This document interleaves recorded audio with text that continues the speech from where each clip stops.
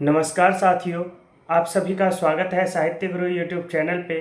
काफ़ी लंबे समय से मैं इस चैनल पे वीडियो अपलोड नहीं कर रहा था, लेकिन जैसा कि आप सभी को पता है कि जो यूजीसी नेट का एग्ज़ाम है जून 2025 में होने वाला है, तो मैं आपके लिए यूनिट वाइज अब कंटेंट को लाने की कोशिश कर रहा हूँ, जिसमें जो इम्पोर्टेंट मतलब मोस्ट इम्पॉर्टेंट चीज़ें हैं उनको आपके साथ शेयर करूँगा।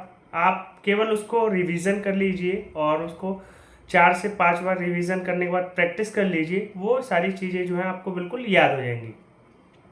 तो चलिए आज हम यूनिट 1 से जुड़े उन महत्वपूर्ण बिंदुओं को देखेंगे जो हम मतलब छोड़ देते हैं।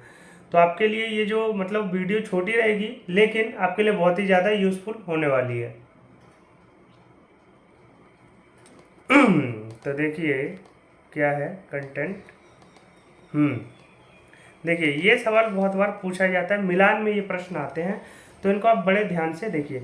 हिंदी क्षेत्र की समस्त बोलियों को 5 वर्गों में बांटा गया। ये आपको पता होगा कि हिंदी को जब हम पढ़ते हैं तो उसको हम क्या उपभाषाओं में पढ़ते हैं, और उपभाषाओं की क्या है फिर बोलियां हैं। तो उसको हमने कितने 5 वर्गों में बांटा है।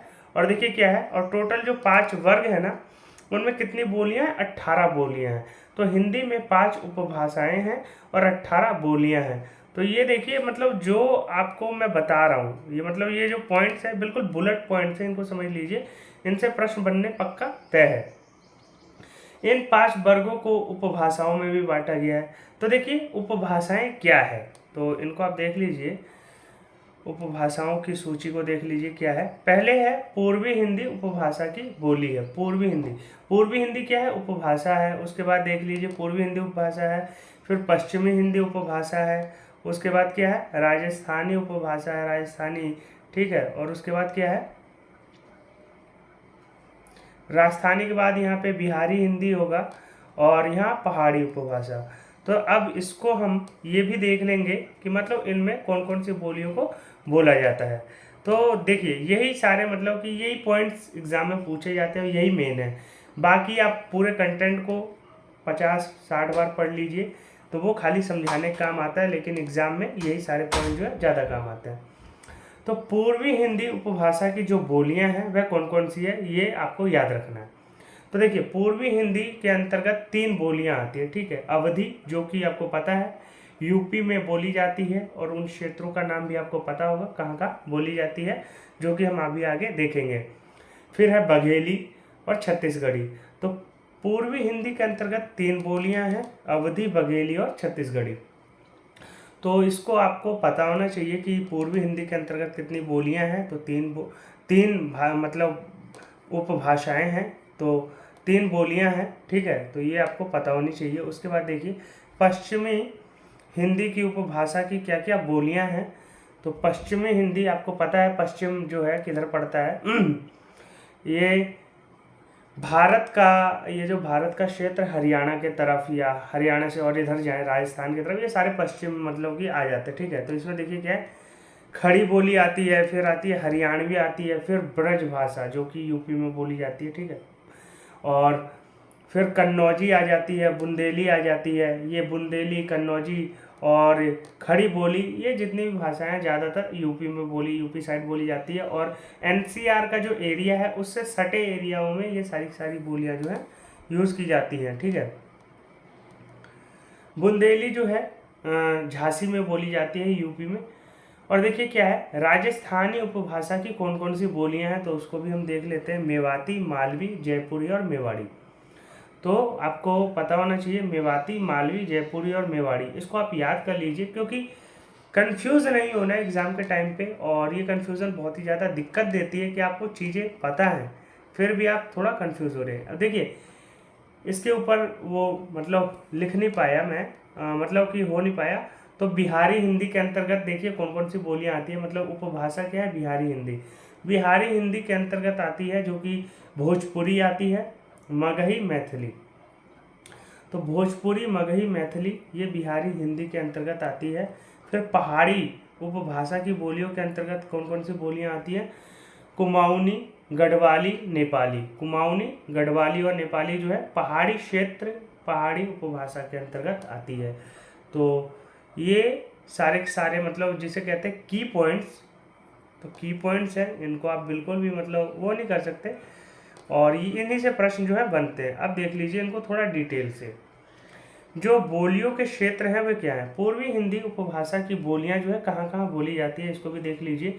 अवधी जो है, अवधी लखनऊ में बोली जाती है, उन्नाव में बोली जाती है, रायबरेली, फैज़ाबाद आदि। मतलब जो अवधी है ज़्यादातर ये जो है यूपी के अंदर ही बोली जाती है। बघेली जो है जबलपुर, माडवा, बालाघाट आदि इस जगह पे बोली जाती है, एमपी की तरफ, ठीक है। छत्तीसगढ़ी जो है रायपुर, बिलासपुर आदि इन जगहों पे ये बोली जाती है, और ये सारी सारी पूर्वी हिंदी उपभाषा के अंतर्गत आने वाली बोलियां हैं। पश्चिमी हिंदी जो कि मैंने आपको बताया था हरियाणा साइड, एनसीआर साइड का है। तो खड़ी बोली मेरठ, बिजनौर, मुजफ्फरपुर और सराहनपुर आदि इन सभी जगहों पे खड़ी बोली बोली जाती है, ठीक है। तो खड़ी बोली मतलब जो दिल्ली के, अगर दिल्ली में आप रहते हो तो आपको पता है कि हम लोग खड़ी बोली का यूज़ करते हैं। तो ये सारी सारी बोलियां जो है वहाँ बोली जाती है। हरियाणवी, करनाल, रोहतक, अंबाला आदि, मतलब हरियाणवी जो है करनाल, रोहतक, अंबाला इन जगहों पे बोली जाती है। फिर ब्रज भाषा देख लीजिए, आगरा, मथुरा, एटा, फर्रुखाबाद इन सब जगहों पे ये ब्रज भाषा बोली जाती है। और मिलान में ये प्रश्न देखिए बनते हैं और आएंगे, तो हो सके तो आप इनको लिख लीजिए कॉपी में, क्योंकि ये की पॉइंट्स लाया हूँ मैं आपके लिए रिवीजन पर्पज से, टाइम वेस्ट मत कीजिए। कन्नौजी जो है कानपुर में बोली जाती है, हरदोई में बोली जाती है। तो कन्नौजी कहाँ? कानपुर और हरदोई में बोली जाती है। और बुंदेली जो है, बुंदेली झांसी, जालौन, सागर, होशंगाबाद इन सब जगहों पे बुंदेली बोली जाती है। तो ये बोलियों के क्षेत्र भी आपको पता होने चाहिए, क्योंकि मिलान में प्रश्न पक्का बनते हैं इनसे। राजस्थानी उपभाषा की बोलियां देख लीजिए कौन कौन सी है। तो मेवाती जो कि अलवर, भरतपुर, गुड़गांव इन जगहों पे बोली जाती है, मेवाती। अब आ जाते हैं मालवी। मालवी जो है मंदसौर, इंदौर, रतलाम आदि इन जगहों पे बोली जाती है। फिर देख लीजिए जयपुरी। जयपुरी जो है कोटा, बूंदी के ज़िले और जयपुर आदि जगहों पे बोली जाती है। मेवाड़ी जो है जोधपुर में बोली जाती है, बीकानेर, जैसलमेर, उदयपुर राजस्थान में बोली जाती है, ठीक है। बिहारी उपभाषाओं की बोलियां जो थी, बिहारी जो हिंदी है, बिहारी हिंदी, उसकी जो बोलियां हैं वह कौन कौन सी है? भोजपुरी जो है जौनपुर में बोली जाती है, फिर वाराणसी में बोली जाती है, मिर्ज़ापुर में बोली जाती है, बलिया में बोली जाती है। ये सारे सारे मतलब जो बिहार के आसपास के क्षेत्र हैं, यूपी के आसपास, बिहार यूपी के आसपास के जो क्षेत्र है ना, ये बोलियां उधर बोली जाती हैं। मगही जो है पटना में बोली जाती है, ठीक है। तो ये पता होना चाहिए आपको, भोजपुरी, मगही, मैथिली जो है ये बोली जाती है आप समस्तीपुर साइड।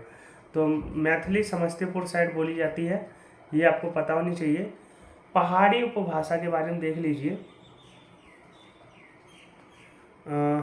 तो इसमें ये गलत दे रखा है, मैथिली जो है बिहारी के अंतर्गत आएगा, ठीक है। कुमाऊनी जो है उत्तरकाशी, नैनीताल और अल्मोड़ा में बोली जाती है। पिथौरागढ़ इस साइड क्या बोली जाती है? कुमाऊनी। फिर गढ़वाली जो है टेहरी, गढ़वाल, पौड़ी गढ़वाल, दक्षिणी नैनीताल आदि।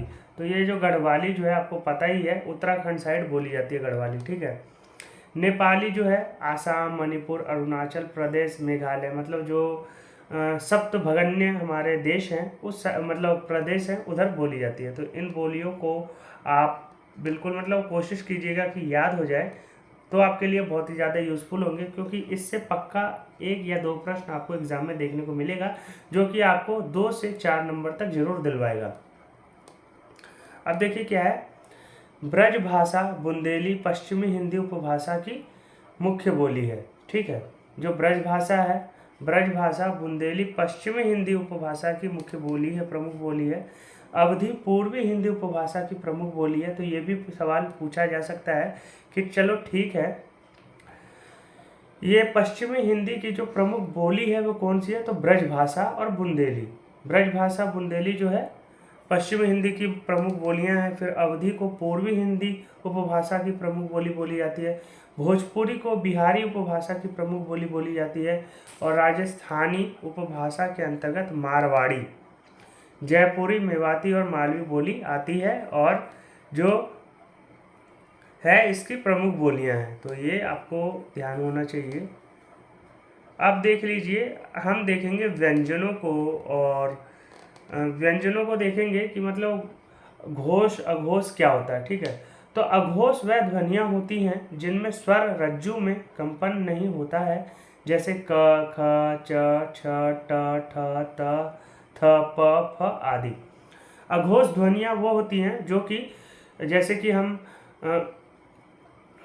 व्यंजनों को पढ़ते हैं तो व्यंजन के जितने भी क से लेके प तक के पहले जो दो अक्षर होते हैं क, ख, च, छ, ट, ठ, तो इस क्या है, इसमें ज़्यादा हमें घोषणा मतलब कि बोलते हैं तो घोषणा की आवाज़ नहीं आती। ठीक है, और उसके बाद के जो स्वर होते हैं जब हम उनको बोलते हैं तो थोड़ा मतलब घोष मतलब थोड़ा उसमें उच्चारण में थोड़ा घोषणा जैसा लगता है, इसलिए हम इसको देखेंगे।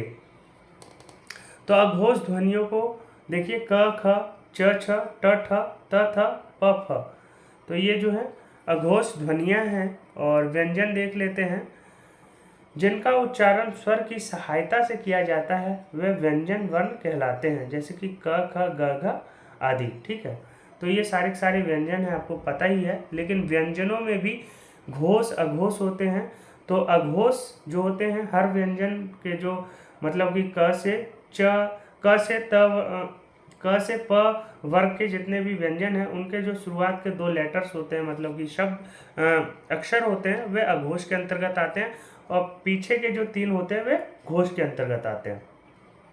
अब देख लीजिए क्या है स्पर्श व्यंजन क्या होता है, मतलब कि स्पर्श व्यंजन तो च, छ, ज, ट, ठ आदि, मतलब जिसमें हमारी जो जीभ है ना तालु को मतलब स्पर्श करती है। तो स्पर्श व्यंजन क्या है, च, छ, ज, ट, ठ आदि। जब आप इसको पढ़ रहे हैं तो आप खुद भी रियलाइज कीजिए कि यहाँ कौन से जो मतलब कि व्यंजन है वह क्या कहाँ पे मतलब प्रयोग किए जाते हैं और उनको क्या कहा जाता है। तो ये सारे प्रश्न देखिए बनते हैं, और अगर आपने ये क्लास देखी ना तो इससे आपके पक्का 4 नंबर पक्का होने वाले हैं। तो इसको आप हो सकेगा तो 2 से 3 बार देख लीजिएगा, आपका सारा जो है काम भाषा का यहीं से कंप्लीट हो जाएगा। ऊष्म व्यंजन क्या होता है, तो ऊष्म व्यंजन को भी समझ लीजिए। ऊष्म व्यंजन वह व्यंजन होते हैं जिसको जब हम बोलते हैं तो मुंह से मतलब थोड़ी सी गर्म हवा निकलती है। ठीक है, ऊष्म व्यंजन होते हैं जैसे कि तालव्य स, मूर्धन्य स, दंती स, ह आदि। ठीक है, अब क्या है अंतस्थ व्यंजन, य, र, ल, व आदि। अंतस्थ व्यंजन य, र, ल, व आदि। संयुक्त व्यंजन किनको कहते हैं, जो कि व्यंजनों को दो व्यंजनों से मिलकर जो मतलब व्यंजन बनते हैं उनको हम संयुक्त व्यंजन कहते हैं। जैसे छ, ठीक है, त्र जो है त और र से मिलके बना है, ज्या जो है ज और य से मिलके बना है। ठीक है, ज्या आदि। और आगत व्यंजन क्या होते हैं, तो आगत व्यंजन होते हैं जिनके नीचे क्या लगा रहता है, बिंदु लगा रहता है, जैसे कि ज, फ। जिनमें आगत व्यंजन वो जो कि मतलब कि फारसी से थोड़े प्रभावित व्यंजन जो हैं, जो कि हमें उर्दू में जो चीज़ें देखने को मिलती है उनसे जो है वो आगत व्यंजन है। ठीक है, ज, फ। और अनुनासिक व्यंजन क्या होता है, जो कि नाक से बोले जाते हैं, जैसे कि अण, य, ण, न, म। ठीक है, तो ये अनुनासिक व्यंजन है।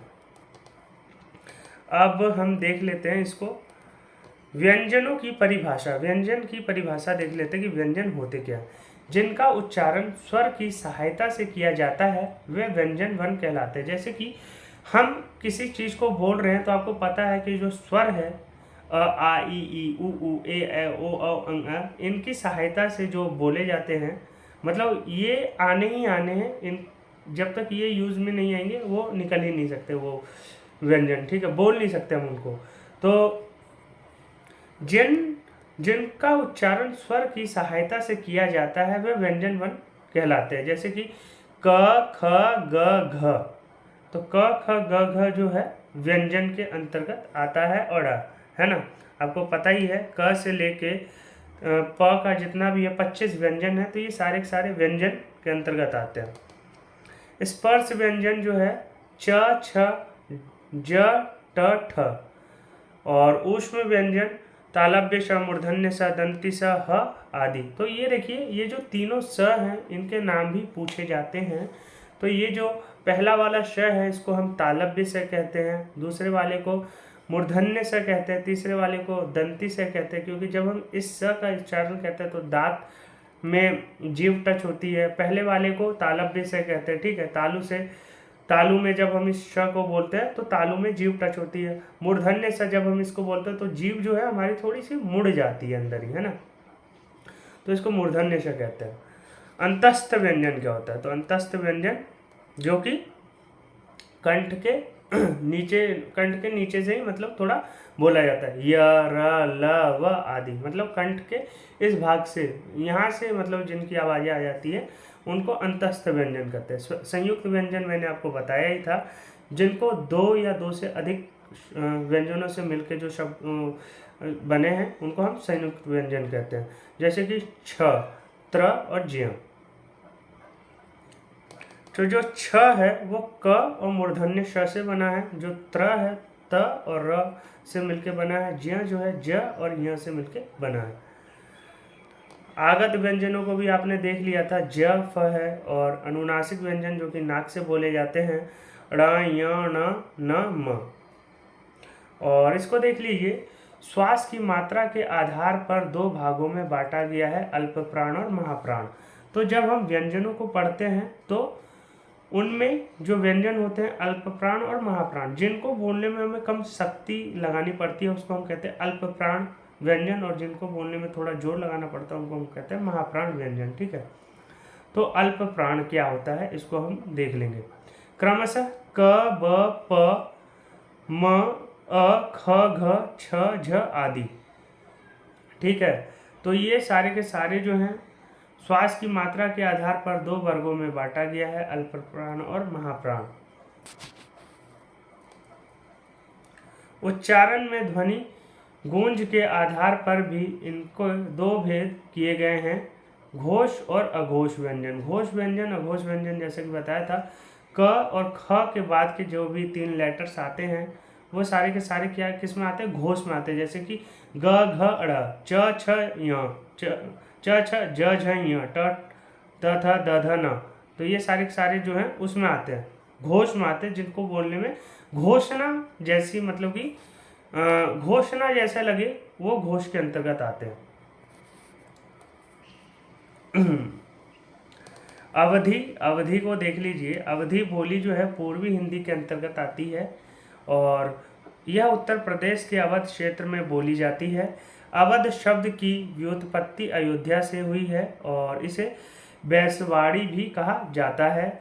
यह उत्तर प्रदेश के अवध क्षेत्र लखनऊ, रायबरेली, सुल्तानपुर, बाराबंकी, उन्नाव, दरदोई, सीतापुर, लखीमपुर, अयोध्या, जौनपुर और प्रतापगढ़, प्रयागराज आदि में बोली जाती है। तो हमने इसको पहले भी देखा था। देखिए, ब्रज भाषा जो है, ब्रज का अर्थ क्या होता है? ब्रज का अर्थ होता है चारागाह, जहाँ पे हम गाय, बकरी, भैंसों को चराते हैं, उस लैंड को हम ब्रज कहते हैं, ठीक है। यह पश्चिमी हिंदी की उपभाषा है। आपको पता है कि ये पश्चिमी हिंदी वर्ग की उपभाषा है। इसका आरंभिक रूप आदिकालीन साहित्य में पिंगल तथा मध्यकाल में भाखा नाम से मिलता है। तो आदिकाल में जब हम इसका साहित्य देखते हैं तो पिंगल के नाम से मिलता है, और मध्यकाल में देखते हैं तो भाखा के नाम से मिलता है। तो इसको देख लीजिए, बाकी इससे प्रश्न बनने की उम्मीद कम है। अब देखिए, ब्रज का अर्थ चारागाह। यह पश्चिमी हिंदी की उपभाषा है। इसका आरंभिक रूप आदिकालीन साहित्य में पिंगल तथा मध्यकाल में भाखा में मिलती है। उपबोलियों को अगर देखें तो अंतर्वेदी, भरतपुरी, माधुरी आदि। मथुरा केंद्र है जो ब्रज बोली है। मथुरा जो है इसका केंद्र बिंदु है, मथुरा में बोली जाती है, वृंदावन में बोली जाती है। मथुरा केंद्र है। दक्षिण में आगरे तक भरतपुर और धौलपुर और करौली तक ब्रजभाषा बोली जाती है। आपको पता ही है कि जो मथुरा है, वृंदावन है और उसके आसपास के क्षेत्र हैं, वहाँ पे ब्रज भाषा का प्रयोग किया जाता है। ग्वालियर के पश्चिमी भागों तथा जयपुर के पूर्वी भाग तक भी यही प्रचलित है। उत्तर में इसकी सीमा गुड़गांव के पूर्वी भाग तक पहुंचती है। मतलब कि अगर हम देखें तो ये इसके मतलब गुड़गांव एनसीआर में भी कुछ बोली जाती है, ठीक है।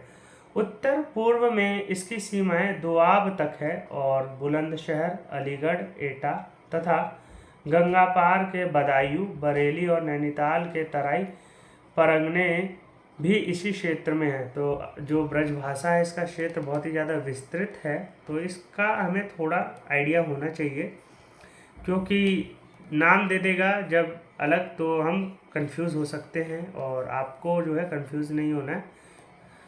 अब बुंदेली के बारे में देख लेते हैं। बुंदेली जो है यह पश्चिमी हिंदी की बोली है। यह झांसी, जालौन, हमीरपुर, बांदा, छतरपुर, ग्वालियर आदि क्षेत्रों में बोली जाती है, ठीक है।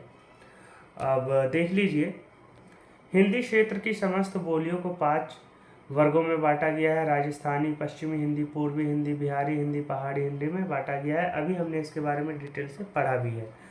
इन वर्गों को उपभाषा कहा जाता है और उपभाषाओं के अंतर्गत 18 बोलियां आती हैं। तो इसको हम थोड़ा सा अब शॉर्ट में और एक रिवीजन के उसमें देखेंगे। राजस्थानी जो है उपभाषा है और उसके अंतर्गत मारवाड़ी, जयपुरी, मेवाती और मालवी। तो ये भी पूछा जाता है कि राजस्थानी उपवर्ग के अंतर्गत कितनी बोलियां बोली जाती हैं? 4 बोली जाती हैं। और जो मुख्य है, मुख्य क्षेत्र इसका क्या है? राजस्थान में बोली जाती है सारी बोलियां, ठीक है। पश्चिमी हिंदी जो है उसमें क्या क्या बोली जाती है? हरियाणवी बोली जाती है, खड़ी बोली बोली जाती है, ब्रजभाषा बोली जाती है, बुंदेली, कन्नौजी और निमाड़ी। तो ये इसका मुख्य क्षेत्र क्या है? हरियाणा है और उत्तर प्रदेश का कुछ क्षेत्र है, ठीक है। पूर्वी हिंदी में अवधी, बघेली और छत्तीसगढ़ी। मध्य प्रदेश, छत्तीसगढ़ और उत्तर प्रदेश में ये बोली जाती है। बिहारी जो है भोजपुरी, मगही और मैथिली। बिहार में मेनली बोली जाती है बोलियाँ, ठीक है। पहाड़ी क्या है? पहाड़ी जो है पश्चिमी हिंदी भाषा उपवर्ग के अंतर्गत आती है। नेपाली आती है, मध्यवर्ती पहाड़ी, कुमायूनी और गढ़वाली। तो नेपाली, कुमायूनी और गढ़वाली ये 3 बोलियां आती हैं और ये मुख्य रूप से उत्तराखंड, हिमाचल प्रदेश में बोली जाती हैं। तो यही ज़्यादा मतलब इम्पोर्टेंट चीज़ें हैं जो कि एग्ज़ाम में रिपीट होती है, पूछी जाती हैं और इन्हीं से ज़्यादा प्रश्न बनने की उम्मीद होती है। तो देखिए, ज़्यादा मैं डिटेल में नहीं जाऊंगा, मैं ऊपर से आपको रिवीजन करवा रहा हूं, क्योंकि आपने ये सारी चीज़ें पहले भी पढ़ रखी है और आप उतने सक्षम हैं कि आप इसको समझ सकते हैं। देखिए, ई जो है, ई छोटा वाला ई जो है तालु से बोली जाती है, ठीक है। घ जो है, घ जब हम बोलते हैं तो ये जो कंठ है वहाँ से आवाज़ आती है। ब को जब हम बोलते हैं तो जो हमारे होठ है वो दोनों आपस में मतलब मिलते हैं, उसके बाद ये बोला जाता है ब। उसके बाद जो र है, र जो है मूर्धा, मतलब जीभ जो है हमारी हल्की सी मुड़ती भी है और मतलब कि थोड़ी सी, मतलब जब हम र बोलते हैं तो कंपन्न भी होती है, ठीक है। तो र को मूर्धन्य के अंतर्गत आती है, मूर्धा से बोली जाती है। जीभ जो है अंदर, मुंह के अंदर जीभ राउंड होता है, उसको मूर्धा कहते हैं, ठीक है। इसको हमने अभी देख लिया और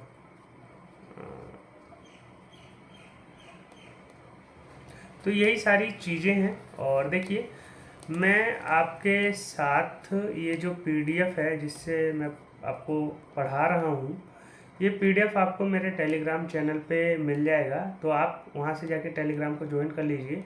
और इसकी जो भी PDF है, ये जो PDF है यूनिट 1 की, इसको आप 2-4 बार रिवाइज कर लीजिएगा। इसी से आपका जो है 4 नंबर पक्के हो जाएंगे। और बाकी मैं कोशिश करूँगा कि जो भी मतलब इम्पोर्टेंट पॉइंट है एग्ज़ाम के पॉइंट ऑफ व्यू से, उसको मैं आपके लिए लाने की कोशिश करूँगा। और आप अपनी प्रैक्टिस करते रहिए, क्योंकि प्रैक्टिस से ही एग्ज़ाम जो है क्लियर होगा।